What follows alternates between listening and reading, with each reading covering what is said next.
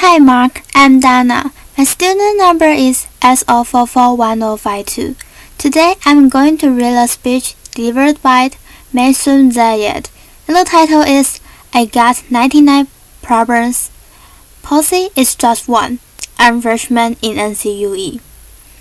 Hello, Ted woman. What's up? Cheering. Not good enough. Hello, Ted woman. What is up? Loud cheering. My name is Maysoon Zayid, and I'm not drunk, but the doctor who delivered me was. He cut my mouth 6 different times in 6 different directions, suffocating poor little me in the process. As a result, I have cerebral palsy, which means I shake all the time. Look, it's exhausting.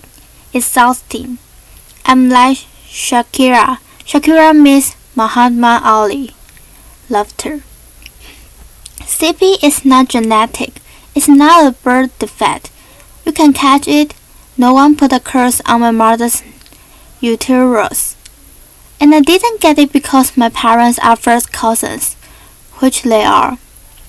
Laughter. It only happens from accidents, like what happened to me on my birthday. Now, I must warn you, I'm not inspirational. Laughter. And I don't want anyone in this room to feel bad for me, because at some point in your life, you have dreamt for being disabled. Come on a journey with me. It's a Christmas Eve. You are at the mall. You are driving around in circles looking for parking. And what do you see? 16 empty handicapped spaces. Laughter. And you are like, God, can I just be the little disabled? Laughter. Also, I've got to tell you, I've got 99 problems and palsy is just one. Laughter. If there was an Operation Olympics, I would win the gold medal. I am Palestinian, Muslim, I'm female, I'm disabled, and I live in New Jersey. Laughter. Applause. If you don't feel better about yourself, maybe you should. Laughter. Cliffside Park, New Jersey is my hometown. I have always loved the fact that my hood and my affiliation share the same initials. I also love the fact that if I wanted to walk from my house to New York City, I could. A lot of people with CP don't walk, but my parents didn't believe in can't. My father's mantra was, you can do it. Yes, you can. Laughter. So, if my 3 older sisters were mopping, I was mopping. If my 3 older sisters went to public school, my parents would sue the school system and guarantee that I went to. And if we didn't all get A's, we all got my mother's slipper. Laughter. My father taught me how to walk when I was 5 years old by placing my heels on his feet and just walking. Another tactic that he used is he would dangle a dollar bill in front of me and have me chase it. Laughter. My inner stripper was very strong. Laughter. Yeah? No? By the first day of kindergarten, I was walking like a tramp who had been punched one too many times. Laughter. Growing up, there were only 6 Arabs in my town, and they were all my families. Laughter. Now there are 20 Arabs in town, and they are still all my family. Laughter. I don't anyone even notice we were Italian. Laughter. Applause. It was before 9/11 and before politicians thought it was appropriate to use I hate Muslims as a campaign slogan. The people that I grew up with had no problem with my faith. They did, however, seemed very concerned that I would starve to death during Ramadan. I would explain to them that I have enough fat to live off for 3 whole months. So I fasting from sunrise to sunset is a piece of cake. Laughter. I have tap danced on Broadway. Yet on Broadway is crazy. Applause. My parents couldn't afford physical therapy, so they sent me to dancing school. I learned how to dance in heels, which means I can walk in heels. And I'm from Jersey, and we are really concerned with being chic. So if my friends wore heels, so did I. And when my friends went and spent their summer vacation on Jersey Shore, I did not. I spent my summers in a war zone. Because my parents were afraid that if we didn't go back to Palestine every single summer, we'd grow out to be Madonna. Laughter. Summer vacations often consisted of my father trying to heal me, so I drank deer's milk. I had hot cups on my back. I was dunked in the Dead Sea. And I remember the water burning my eyes and thinking, it's working! Laughter. But one miracle cure we did find was yoga. I have to tell you, it's very boring. But before I did yoga, I was a stand-up comedian who can't stand up. And now I can stand on my head. My parents reinforced this notion that I could do anything. That no dream was impossible. And my dream was to be on the daytime soap opera General Hospital. Laughter. I went to college during affirmative action and got a sweet scholarship to ASU, Arizona State University, because I fit every single quota. Laughter. I was like the pet Nemo of the theater department. Everybody loved me. I did all the less than intelligent kids' homework. I got A's in all of my classes, A's in all of their classes. Laughter. Every time I did a scene from the Glass Menagerie, my professor would weep, but never got cast. Finally, my senior year, ASU decided to do a show called They Dance Real Slow in Jackson. It's a play about a girl with CP. I was a girl with CP, so I started shouting from the rooftops and finally got to get the part. I have cerebral palsy. Free at last, free at last. Thank God Almighty, I'm free at last. I didn't get the part. Laughter. Sherry Brown got the part. I went racing to the head of the theater department crying hysterically, like someone shot my cat, to ask her why, and she said it was because they didn't think I could do the stunt. I said, excuse me, if I can do the stunt, neither can the character. Laughter, applause. It was a part that I was literally born to play. They gave it to a non-palsy actress. College was imitating life. Hollywood was a sordid history of casting able-bodied actors to play disabled on screen. Upon graduating, I moved back home, and my first acting gig was as an extra on a daytime soap opera.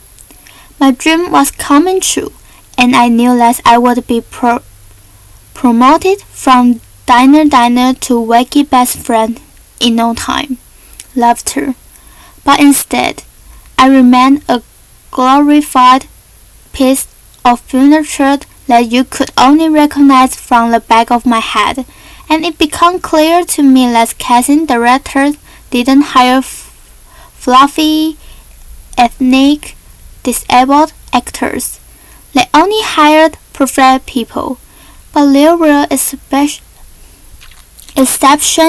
to the rule. I grew up watching Whoopi Goldberg, Roseanne Barr, Ellen, and all of these women had one thing in common. They were comedians, so I became a comic. Laughter, applause. My first gig was driving famous comics from New York City to shows in New Jersey, And I will never forget the face of the first comic I ever dropped when he realized that he was speeding down the New Jersey Turnpike with a chick with Sleepy driving him. Laughter. I have performed in clubs all over America, and I have also performed in Arabic in the Middle East, uncensored and uncovered. Laughter. Some people say I'm the first stand-up comic in the Arab world. I never like to claim first, but I do know that they never heard that nasty little rumor that women aren't funny, and they find us hysterical. Laughter. In 2003, my brother found another mother and father Dean at Abdallah, and I started the New York Arab American Comedy Festival, now in its 10th year. Our goal was to change the negative image of Arab Americans in media, while also reminding casting directors that South Asia and Arab are not synonymous. Laughter. Mainstreaming Arabs was much easier than conquering the challenge against the stigma against disability. My big break came in 2010. I was invited to be the guest on the cable news show Countdown with Kent Elberman. I walked in looking like I was going to the prom, and they shuffled me into a studio and sit me on a spin rolling chair. Laughter. So I look at the stage manager and I'm like, "Excuse me, can I have another chair?" And she looked at me and she went, 5, 4, 3, 2, and we were live, right? So I had to grip onto the entrance desk so that I wouldn't roll off the screen during the segment. And when the interview was over, I was livid. I had finally gotten my chance and I blew it. And I knew I would never get invited back. But not only did Mr. Elberman invite me back, he made me a full-time contributor and he tapped down my chair. Laughter, applause. One fun fact I learned while on the air with Kent Elberman was that humans on the internet are scumbags. Laughter. People say children are cruel, but I was never made fun of as a child or an adult. Sadly, my disability on the World Wide Web is fair game. I will look at clips online and see comments like, "Yo, why is she tweaking? Yo, is she retarded? And my favorite? Poor Gumby mouth terrestrial. What does she suffer from?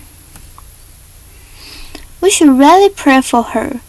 One commenter even suggests that I add my disability to my credits: screenwriter, comedian, palsy. Disability is as visual as phrase.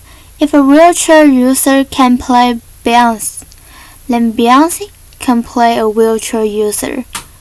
The disabled are the largest. Yeah, clap for that, man. Come on. Applause. People with disabilities are the largest minority in the world, and we are the most underrepresented in entertainment. The doctor said that I wouldn't work, but I'm here in front of you. However, if I grew up with social media, I don't think I would be. I hope that together we can create more positive images of disability in the media and in everyday life. Perhaps if there were more positive images, it will foster less hate on the internet. Or maybe not. Maybe it still takes a village to teach our children well. My crooked journey has taken me to some very spectacular places. I got to walk the red carpets flanked by soap diva Susan Lucy and the iconic Lauren Obos. I got to act in the movie with Adam Sandler and work with my idol, the amazing Dave Matthews. I toured the world as a headliner on Airbus Gone Wild. I was delegate representing the great state of New Jersey at the 2008 DNC, and I founded Maysoon Kids, a charity that hopes to give Palestinian refugee children a sliver of the chance my parents gave me. But the one moment that stands out the most was when I got, before this moment, laughter, applause. But the one moment that stands out the most was when I got to perform for the man who floats like a butterfly and stings like a bee, has Parkinson's and shakes just like me, Muhammad Ali. Applause. Applause ends. It was the only time that my father ever saw me perform live, and I dedicate this talk to his memory. Allah Yahama Gyaba.